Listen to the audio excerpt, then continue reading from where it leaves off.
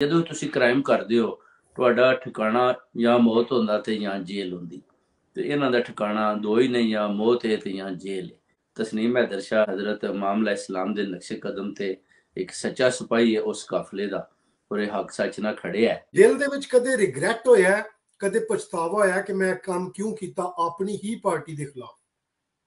ਦੇਖੋ ਜੀ, ਅਸੀਂ ਬੇਸਿਕਲੀ ਜਿਸੇ ਦੇਖਨੇ ਆ ਕਿ ਇੱਕ ਪਾਰਟੀ ਜਿਹੜੀ ਉਹ ਕ੍ਰਿਮੀਨਲ ਐਕਟੀਵਿਟੀਜ਼ ਕਰ ਰਹੀ ਹੈ, ਜਿਹਦੇ ਵਿੱਚ ਸ਼ੁਰੂ ਤੇ ਨਹੀਂ ਪਤਾ ਚੱਲਿਆ, ਅਸੀਂ ਸੋਚਿਆ ਕਿ ਮੀਆਂ ਸਾਹਿਬ ਖਿਦਮਤ ਕਰ ਰਹੇ ਨੇ, ਰੋਡਾਂ ਬਣਾ ਰਹੇ ਨੇ, ਇਹ ਹੈ ਉਹ ਹੈ। ਜਦੋਂ ਅੰਦਰ ਆਫਿਸ ਤੇ ਜਾਈਦਾ ਤੇ ਗੱਲਾਂ ਸੁਣੀ ਦੀਆਂ ਤੇ ਆਸਤਾ ਆਸਤਾ ਮੇਰਾ ਮਤਲਬ ਹੈ ਜਿਸੇ ਤਰਜਮਾਨੀ ਚ ਅਸੀਂ ਇਨਵੋਲਵਮੈਂਟ ਹੋਏ ਆ ਤੇ ਸਾਰਾ ਬਹੁਤ ਜ਼ਿਆਦਾ ਕਰੀਬ ਹੋਏ ਤੇ ਫਿਰ ਸਾਨੂੰ ਪਤਾ ਚੱਲਿਆ ਕਿ ਇਹ ਸਾਨੂੰ ਵੀ ਸ਼ਾਮਲ ਕਰ ਰਹੇ ਨੇ ਔਰ ਇਹ ਕੀ ਕਰਨ ਦੀ ਕੋਸ਼ਿਸ਼ ਕਰ ਰਹੇ ਨੇ। ਤੇ ਉਹਨਾਂ ਕੋਲ ਅਸਲ ਵਿੱਚ ਉਹਨਾਂ ਨੇ ਕਿਸੇ ਨੂੰ ਤੇ ਕਹਿਣਾ ਨਾ ਜੀ ਸਾਡੇ ਵਾਸਤੇ ਇਹ ਕੰਮ ਕਰੋ, ਕੋ ਤੂੰ ਫਰਿਸ਼ਤਿਆਂ ਤੇ ਨਹੀਂ ਕਰ ਜਾਣਾ ਨਾ।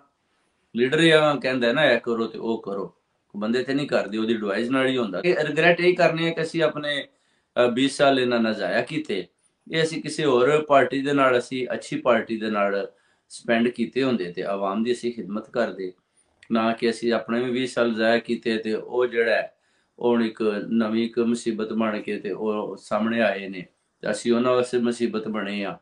ਤੇ ਉਹ ਵੀ ਤੱਕਦੇ ਹੋਣੇ ਨੇ ਕਿ ਅਸੀਂ ਇਹਨਾਂ ਕੋਲੋਂ ਕਿਹੜੇ ਕੰਮ ਲੈਂਦੇ ਰਹੇ ਆ, ਨਾਸਰ ਭੱਟ ਸਾਹਿਬ ਕੋਲੋਂ ਤੇ ਆਪਣਾ ਤਸਨੀਮ हैदर शाह ਕੋਲੋਂ।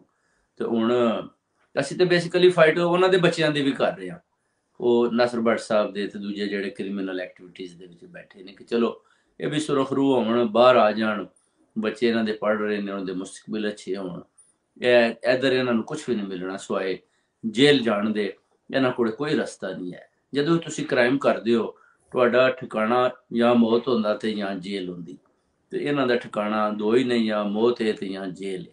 ਫੋਟੋਆਂ ਨੇ ਨਾਸਰ ਭੱਟ ਤੋਂ ਇਲਾਵਾ ਵੀ ਤੇ ਮੈਂ ਮਰੀਮ ਸਾਹਿਬਾ ਨੂੰ ਇੱਕ ਘਰੋਂ ਲੈ ਕੇ ਤੇ ਆਰਲੀ ਸਟਰੀਟ ਜਾ ਰਹੇ ਹਾਂ, ਆਰਲੀ ਸਟਰੀਟ ਦੇ ਬਾਹਰ ਫੋਟੋਆਂ ਮੈਂ ਨਾਲ ਅਸੀਂ ਖੜੇ ਹਾਂ, ਅੰਜਮ ਚੌਧਰੀ ਸਾਰੇ ਅਸੀਂ, ਇੱਕ ਨਾਸਰ ਭੱਟ ਸਾਹਿਬ ਵਿੱਚ ਤੇ ਨਹੀਂ ਖਲੋਤੇ ਨਾ, ਆਖਰ ਸਾਡੀ ਵੀ ਕੋਈ ਅਪਰੋਚ ਉਹਨਾਂ ਦੇ ਨਾਲ ਹੈ ਵੇ ਤੇ ਅਸੀਂ ਉਹਨਾਂ ਨੂੰ ਲੈ ਕੇ ਜਾ ਰਹੇ ਹਾਂ ਨਾ।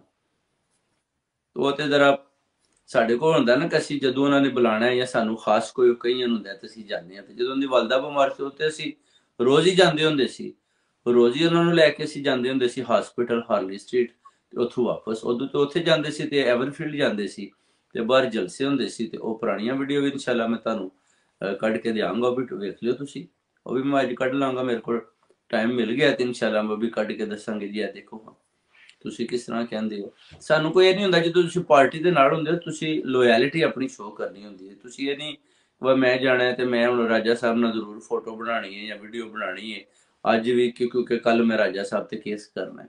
ਇਹ ਸਾਡਾ ਖਿਆਲਾਤ ਨਹੀਂ ਹੁੰਦੇ, ਸਾਡੀ ਖਿਦਮਤ ਹੁੰਦੀ ਪਾਰਟੀ ਦੇ ਨਾਲ, ਜਿਹੜੇ ਅਸੀਂ ਬੜੀ ਲੋਇਲਟੀ ਸ਼ੋਅ ਕਰਨੀ ਹੁੰਦੀ। 20 ਸਾਲ ਦੀ ਸਾਡੀ ਇਹਨਾਂ ਦੇ ਨਾਲ ਸਰਵਿਸ ਹੈ, ਜ਼ਬਰਦਸਤ ਕਿਸਮ ਦੀ ਬੜੀ ਖਿਦਮਤ ਨੇ ਤੇ ਅਸੀਂ ਤੇ ਉਹ ਚੀਜ਼ ਦੇਖਣੀ।